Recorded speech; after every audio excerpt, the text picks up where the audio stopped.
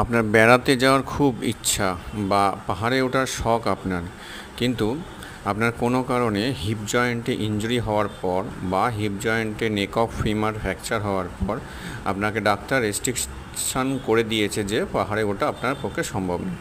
কিন্তু আপনার জ্ঞানার্থে জানিয়ে রাখি, হিপ জয়েন্ট ফ্র্যাকচার হয়েও বহু মানুষ কিন্তু after recovery with proper physiotherapy treatment সে কিন্তু বহু ভালোভাবে পুনরায় পাহাড়ে উঠানামা করতে পারবে বা পারে, এবং তার ভবিষ্যতে সেরকম কোনো অসুবিধা হয় না।